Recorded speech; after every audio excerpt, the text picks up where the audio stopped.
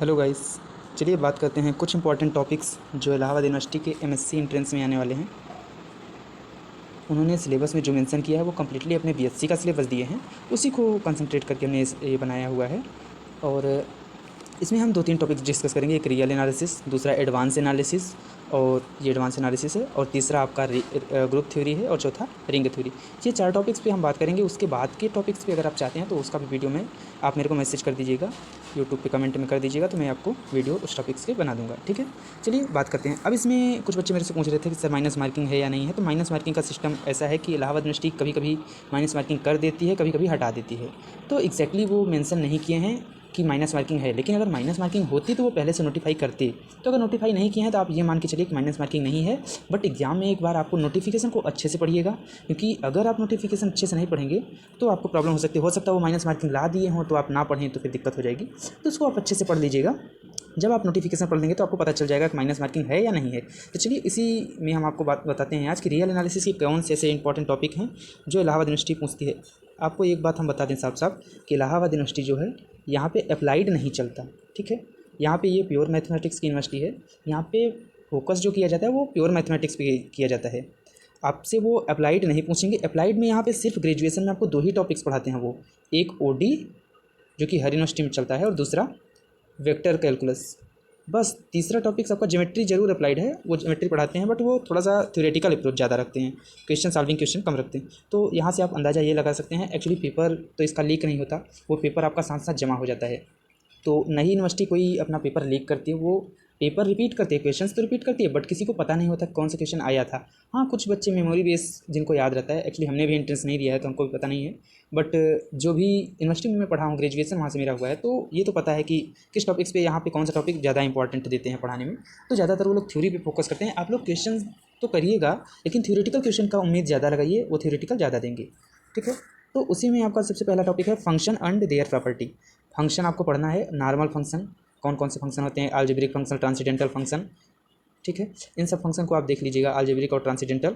और नॉर्मल इसकी basic property देख लीजिएगा। बहुत हाई क्वेश्चन फंक्शन से वो नहीं पूछेंगे, कुछ आपसे नॉर्मल क्वेश्चन पूछ लेंगे फंक्शन से। ठीक, सीक्वेंस सीरीज यहाँ पे पूछेंगे, जो कि इंपॉर्टेंट टॉपिक है, हर एंट्रेंस में आता है।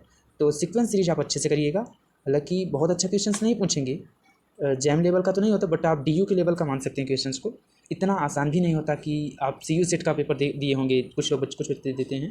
तो जो लोग सीयू सेट का पेपर दिए हैं तो सीयू सेट से इसकी कंपेयर मत करिएगा, क्योंकि ये तो आपको शायद पता होगा कि इंडिया की सबसे ओल्डेस्ट यूनिवर्सिटी है। इसको ऑक्सफोर्ड ऑफ द ईस्ट बोला जाता था, आज भी बोला जाता है। आपको पता नहीं होगा, ये 2010 के पहले सबसे ज़्यादा यूपीएससी में क्वालिफाई एयू के ही स्टूडेंट होते थे। अभी भी पीसीएस में सिलेक्शन तो बहुत देता है, बट आईएएस में सिलेक्शन कम देता है। तो लेवल तो इसका है अच्छा, बढ़िया क्वेश्चन पूछती है, बट इतना भी सिलेबस पैटर्न है इसका जो है उसी से क्वेश्चन पूछेगी, बाहर से क्वेश्चन आपको नहीं पूछेगी। तो जो मैं बता रहा हूँ उसको आप अच्छे से करिएगा। बाहर से पूछती है तो सबके लिए पूछेगी जो भी आएगा।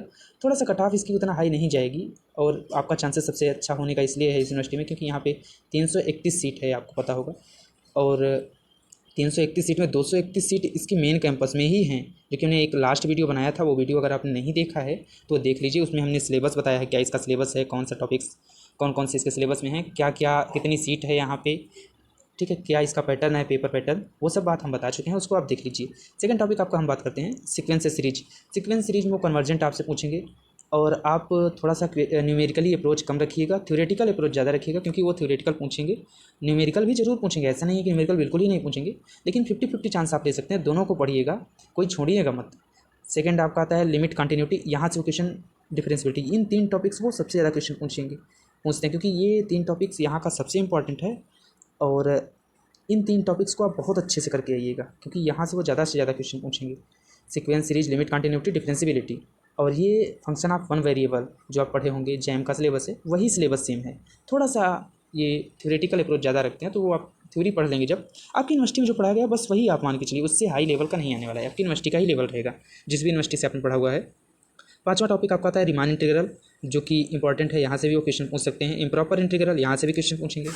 और sequence and series of function, ये टॉपिक्स पे आपको ध्यान देना है। यहाँ पे आपको यूनिफॉर्मली कन्वर्जेंस पूछेंगे, पॉइंट वाइज कन्वर्जेंस। ठीक है, इन सब टॉपिक्स पे आपको ध्यान देना है, इसमें देखना है। उसके बाद पावर सीरीज भी आपको ध्यान देना है। यही तो हालांकि इसी का टॉपिक है, sequence and series of function का ही ये टॉपिक है पावर सीरीज। तो इसमें तो आपको एन तो होता ही है, साथ साथ एक्स पे भी डिपेंड होता है कोई भी सीरीज आप नॉर्मल सीक्वेंस सीरीज जब पढ़ते हैं रियल फंक्शन की, तो वहाँ पे वो सिर्फ n पे डिपेंड करती है, बट यहाँ पावर सीरीज में वो दो टर्म्स पे डिपेंड करती है, एक तो n होता है, दूसरा x। तो ये आपको बेसिक्स इसके देखना है। उसके बाद एडवांस एनालिसिस में जो आपका आता है वो मैट्रिक स्पेस आपको बहुत इंपॉर्टेंट है, क्योंकि अगर आप मैट्रिक स्पेस नहीं पढ़े रहेंगे तो मैट्रिक स्पेस आपका जो एडवांस एनालिसिस वाला पोर्सन है ये वाला, इसमें वो आपसे मैट्रिक स्पेस से ही रिलेटेड है यहाँ का पूरा सिलेबस एडवांस एनालिसिस। हालांकि क्वेश्चन तो आप कर सकते हैं नॉर्मल मेथड से भी, गलत नहीं होगा, बट जो पूछेंगे मैट्रिक स्पेस से रिलेटेड पूछेंगे, क्योंकि वो जो सिलेबस में मेंशन किए हैं अपने ग्रेजुएशन, वो limit continuity of matric space सीधे सीधे लिखे हैं। तो नॉर्मल भी आप कर सकते हैं उससे। नॉर्मल जैसे कि आप अलग अलग पाथ की लिमिट एग्जिस्ट कराना होता था, आपको अलग अलग पाथ लेकर के y=x, 0 से पास होता हुआ पाथ y=x², इस सब पाथ से पास होता हुआ आप इनफाइनाइट पाथ है, तो आप तो प्रूफ तो कर नहीं सकते भैया कि लिमिट एग्जिस्ट करती है कि नहीं करती, बट इतना कर सकते हैं आपकी डज नॉट एग्जिस्ट तो कर सकते हैं ना, तो लिमिट डज नॉट एग्जिस्ट करा दीजिए, 2 पाथ ले लीजिए। कंटिन्यूटी आप डिफिनेशंस पे जाइएगा, क्योंकि डिफिनेशंस पे फोकस ज़्यादा हुआ है यहाँ पे, तो डिफिनेशंस कंटिन्यूटी की फंक्शन ऑफ सेवरल वेरिएबल की क्या है वो देख लीजिएगा, वन वेरिएबल की क्या है वो देख लीजिएगा, क्योंकि डिफिनेशन भी एज इट इज़ ये पूछ सकते हैं, क्योंकि डिफिनेशन आपको सारी डिफिनेशन जितने भी रियल एनालिसिस के हैं वो डिफिनेशन आपको पता होना जरूरी है, क्योंकि जहाँ पे भी आपको ये पता होगा कि जहाँ पे भी प्योर का टॉपिक पूछा जाता है तो वहाँ पे वो लोग डिफिनेशंस पे ज़्यादा फोकस करते हैं, तो डिफिनेशन आप देख लीजिएगा। उसके बाद पार्शियल एंड डायरेक्शनल डेरिवेटिव, ये भी टॉपिक इंपॉर्टेंट है। उसके बाद डिफरेंशियबिलिटी है यहाँ पे इंपॉर्टेंट, वो भी आप देख लीजिएगा फंक्शन ऑफ सेवरल वेरिएबल की, ठीक है। उसके बाद चेन रूल ऑफ डिफरेंशियबिलिटी, ये भी देख लीजिएगा, चेन रूल ऑफ डिफरेंशियबिलिटी, ये फंक्शन ऑफ सेवरल वेरिएबल की मैं बात कर रहा हूँ, एडवांस एनालिसिस हो रहा है ना, तो यहाँ पे सारे function of several variable he use होंगे। उसके बाद differentiability of composition of function, ठीक है।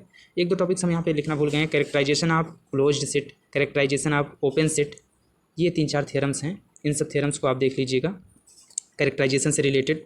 उसके बाद एप्लीकेशन ऑफ पार्शियल डेरिवेटिव, इसमें सबसे इंपॉर्टेंट आपका जो थ्योरम आती है आइलर थ्योरम, ये आपने जो पढ़ा होगा, ज़्यादातर बच्चे जैम की प्रिपरेशन करके आए होंगे, तो आइलर थ्योरम से वो 2 टर्म्स में पढ़े हैं, यानी 2 टर्म्स में पढ़े हैं। क्या है उनका, d1f1x, d1f1x, और यहाँ d1f2x, फिर यहाँ मैं क्लोज करते थे। उसके बाद जो है वो सॉरी, ये आपका वो क्या कहते हैं, जैकोबियन हम बताने लगे, सॉरी। तो जैकोबियन भी आपको देखना है यहाँ पे, आइलर थ्योरम जो थी आपकी, इसको छोड़िए, वो हम आपको अगर आपको ज़रूरत होगी तो हम आइलर थ्योरम से बता देंगे।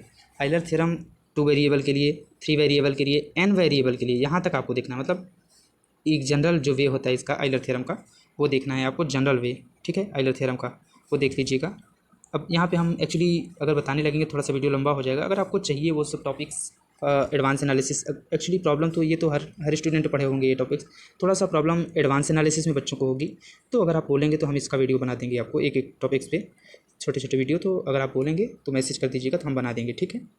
उसके बाद होमोजीनियस फंक्शन आपको जानना जरूरी है, क्योंकि जब आप होमोजीनियस फंक्शन जानेंगे तभी तो आइलर थ्योरम लगाएंगे। आइलर थ्योरम जो लगती है वो होमोजीनियस फंक्शन पे ही लगती है। और आपको पार्शियल डेरिवेटिव, ये पार्शियल डेरिवेटिव जो है आपका सेकंड पार्शियल डेरिवेटिव, उसमें यंग और स्वार्ट्स थ्योरम ज़्यादा इंपॉर्टेंट है, ये यहाँ पे इंपॉर्टेंट टॉपिक है, ये आप देख लीजिएगा, यंग और स्वार्ट्स थ्योरम, जो कि बहुत इंपॉर्टेंट है। इन दोनों का स्टेटमेंट आपको याद होना जरूरी है, स्टेटमेंट भूल के भी मत भूलना, क्योंकि इस टॉपिक्स पे बहुत ज़्यादा फोकस यहाँ किया गया है और वो बहुत इंपॉर्टेंट टॉपिक यहाँ पे माना जाता है, तो इस पर वो क्वेश्चन पूछ सकते हैं, स्टेटमेंट ही पूछ सकते हैं आपसे, क्योंकि सीधे सीधे स्टेटमेंट दे देंगे और कुछ चेंजिंग कर देंगे तो क्या होगा वो आपको बताना पड़ेगा, या सीधे सीधे स्टेटमेंट पूछ लेंगे कब इक्वल होते हैं आपका del2f/, ये या एक्चुअली यंग्स थ्योरम जो होती है वो क्या करती है, आप लोग ये तो पढ़े होंगे कि del2f/del(x), del(y), ये इन जनरल इक्वल नहीं होते del2f/del(y), del(x) के, इन जनरल तो इक्वल नहीं होते, कब इक्वल होते हैं वही यंग्स थ्योरम और स्वार्ट्स थ्योरम बताती हैं। तो ये आपसे आप देख लीजिएगा, अगर नहीं आएगा तो फिर बताना, आप लोग मैसेज कर दीजिएगा, हम उस टॉपिक्स पे वीडियो बना देंगे। अब नेक्स्ट आता है टेलर थ्योरम, यहाँ बहुत इंपॉर्टेंट है हायर ऑर्डर के लिए।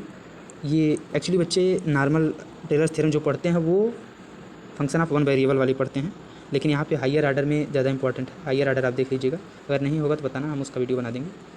और उसके बाद मैक्सिमा मिनिमा, ये भी इंपॉर्टेंट है, यूनिफॉर्म कन्वर्जेंस, ये भी इंपॉर्टेंट है, ठीक। ये तो हुआ आपका एडवांस एनालिसिस। ग्रुप थ्योरी भी बहुत इंपॉर्टेंट है, क्योंकि ये तो आपको पता है ये भी अप्लाइड का ही पार्ट है, तो ज़्यादातर ये आप याद रखना कि ज़्यादातर क्वेश्चन जो आएंगे वो आपका अप्लाइड पे ही आएंगे। ओडी भी यहाँ पढ़ाई जाती है, ओडी से भी क्वेश्चन आएंगे। और एक टॉपिक आपका क्या है अभी बताता हूँ उसको, वेक्टर कैलकुलस उससे भी क्वेश्चन आएंगे, ग्रेडियंट, डाइवर्जेंट, कर्ल, ठीक है। और ग्रीन थ्योरम, गास थ्योरम, स्टोक्स थ्योरम, उसका वेक्टर फॉर्म आप लोग जैम में जो पढ़े होंगे वो वेक्टर फॉर्म नहीं पढ़े हैं, वेक्टर फॉर्म आप जरूर देख लीजिएगा। आई थिंक बीएचयू में भी एक क्वेश्चन वेक्टर फॉर्म पे आया था ग्रीन थ्योरम का, तो उसको आप याद रखिएगा। और स्फेरिकल पोलर कोऑर्डिनेट और spherical polar coordinate, cylindrical polar coordinate, इन सब टॉपिक्स पे भी क्वेश्चन आ सकते हैं, ठीक है। उसके बाद ग्रुप थ्योरी में, ग्रुप में आपका क्या आता है, K4, Q8, उसके बाद ZN, DN, MUN, SN, ये इनका स्ट्रक्चर आप बहुत अच्छे से याद रखिएगा क्योंकि इस पे क्वेश्चन को पुटअप कर सकते हैं। साइक्लिक ग्रुप बहुत इंपॉर्टेंट है, इसको भी आप देख लीजिएगा। लैग्रांज थ्योरम बहुत इंपॉर्टेंट है, इसको भी देख लीजिएगा। नॉर्मल सब ग्रुप ये भी इंपॉर्टेंट है, ये सब तो आपको जेम का ही सिलेबस है। Fundamental theorem of homomorphism, first and second isomorphic theorem, ये भी आपको देखना जरूरी है। ग्रुप एक्शन यहाँ से भी बहुत इंपॉर्टेंट तो नहीं है बट देख सकते हैं आप। रिंग और फील्ड, रिंग फील्ड जो आपकी यूनिवर्सिटी में पढ़ाया गया है वही आएगा और बाहरी रिंग फील्ड नहीं आएगा, राइट। तो आई थिंक आप लोगों को वीडियो अच्छी लगी होगी गाइस।